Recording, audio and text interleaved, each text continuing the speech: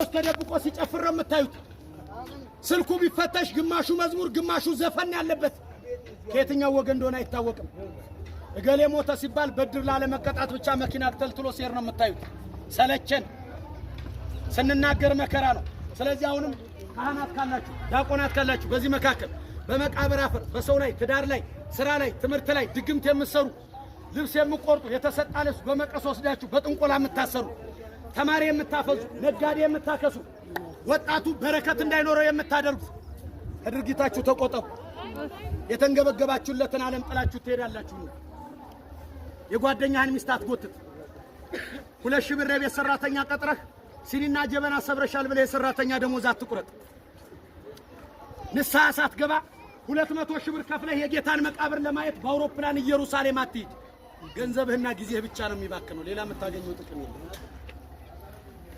መኑ ስለዚህ በካህናት ላይ ቅድም እንደነገርኳችሁ በቤተ ክርስቲያን አባቶች ላይ በደንብ አድርገህ ስማኝ። ዲያቆንም ቄስም ካለ ደሃና ሀብታም እየመረጡ ንስሐ ልጅ በሚይዙ አባቶች፣ ጸበል ለመርጨት የቆርቆሮ በርና የሀብታም በር በሚይዙ አባቶች፣ በሃይማኖታቸው ላይ በሚቀልዱ አባቶች፣ ለምእመናን መሰናክል በሆኑ አባቶች፣ ቅጥረ ቤተ ክርስቲያንን በተዳፈሩ አባቶች የማይመለስ ሰይፍ ይመጣል ብለዋል አባቶች።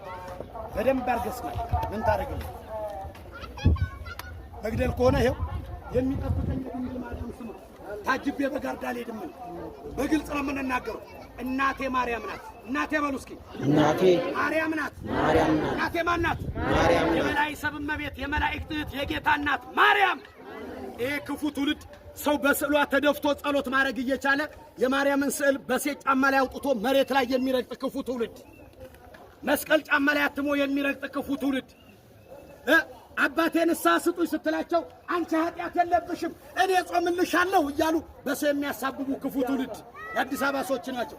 ማየለም እንደማይጾሙ ሲባል አይ ለንስሐ አባቴ ነግሬያቸዋለሁ። ውሸታም። በሰው ትከሻ ገነት አይገባል። መጀመሪያ ራስን አጥራ። የምን ውሸት የምን መደባበቅ? ጨርሻለሁ እኔ። እግዚአብሔር ይችላል በሉ። ማን ይችላል? ማን ይችላል?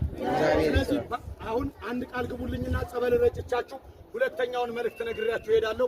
መጀመሪያ ከሰው የተጣላን ከዛሬ ጀምሮ እንታረቃለን የምትሉ፣ የሰው ገንዘብ ያለባችሁ እስከ ዛሬ ዓመት እንከፍላለን የምትሉ፣ በማንም ሰው ላይ ቂማኒዝም የምትሉ፣ ይሄንን ጫማ ለልጆቻችሁም ለቤተሰቤም ገዝቼ መስቀል አልረግጥም፣ የእመቤታችን ስዕል ያለበትን ጫማ አልረግጥም፣ እግዚአብሔርን እፈራዋለሁ፣ ሃይማኖቴን አከብረዋለሁ የምትሉ እጃችሁን አውጡና ቃል ግቡ።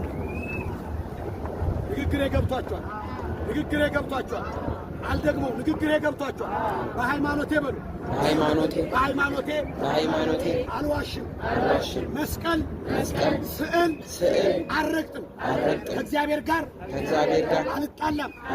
በሰው ላይ ቂም ይዤ አልጾምም።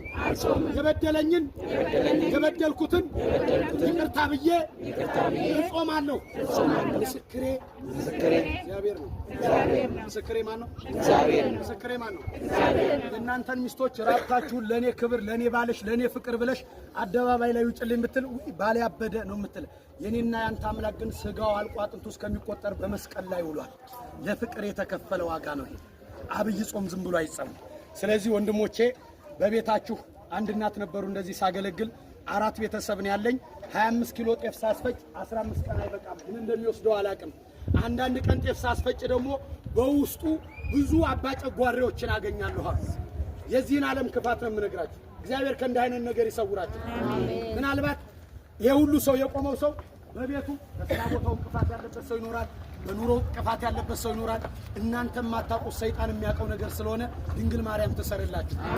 የልጆቻችሁን አይምሮ የሚሰርቅ የእጃችሁን በረከት የሚቀማ ከሰው ጋር በፍቅር እንዳትኖሩ የሚያረግ ከሰው በታች እንድትኖሩ የሚያረግ ከሰው በላይ እያገኛችሁ ነገ ሰው የደረሰበት እንዳትደርሱ በመቃብራችሁ ላይ የቆመን ሰይጣን ቅዱስ ጊዮርጊስ በመስቀሉ ይምታው። ከዛሬ ጀምሮ ሳትታመሙ ሳትቸገሩ ይህን ዘመን በሰላም እለፉት። ከእናንተ አልፋችሁ ለሌላ ሰው እንድትኖሩ እግዚአብሔር ይርዳችሁ። እነዚህ ልጆቻችሁን እግዚአብሔር መድኃኒት ያርግላችሁ። አንዳንዱ ሰው እንዳለመታደል ሆኖ ሲያጎር ሲነከሳል፣ ሲሰጥ አይመሰገንም። ስለዚህ እግዚአብሔር ይህንን ክብር ከፍ ያርግላችሁ። እውነቴን ነው። የነርሲያን አባቶችም እጃችሁን ቆጥቡ፣ ስራት ማሱ፣ ቅጠላት በጥሱ፣ የመቃብር አፈር አትርጩ፣ ሰውን ባጋንንት አትሰሩ። 60 ዓመት 40 ዓመት መቼ እንደምንሞት ማንም ሰው ሊያውቅ አይችልም። እኔ ከዚህ 20 ደቂቃ በኋላ አንገናኝም፣ ሩቅ ነው ያለሁት። ስለዚህ ይህን መልእክት ለማዳረስ ነው የመጣሁት። ይበቃናል። ጸሎት አድርገን እንለያያለን። የሰላም አምላክ የፍቅር ባለቤት እግዚአብሔር ከሁላችንም ጋር ይሁን። ሀገራችንን ኢትዮጵያን እግዚአብሔር አሁንም ይጠብቃት። በዓይናችን ረሃብን፣ ጦርነትን፣ መከራን እግዚአብሔር አያሳየን። ሕፃናት በሰላም ይደጉ፣ አዛውንቶች በቀያቸው ይጦሩ። ቤተ ክርስቲያንና ካህናትን አንድ ያድርጋቸው። በስልጣን በገንዘብ በሃይማኖት የተከፋፈሉ በዚህ ዓለም ወጥመድ ውስጥ የገቡ የቤተ ክርስቲያን አባቶችን እርስ በርስ አልግባባ ያሉትን መንፈስ ቅዱስ በመሃላቸው ላይ ይግባ። እናንተም ከሕይወታችሁ ጋር አላስማማ ያላችሁን ነገር እግዚአብሔር አምላክ ያንሳላችሁ። ቀና ቀና በሉ። ወደ ጸበል እገባለሁ። እናንተ ጠጋ በሉ። እናንተ ባላችሁ ጸበል ለመርጨት ስለሆነ በስመ አብ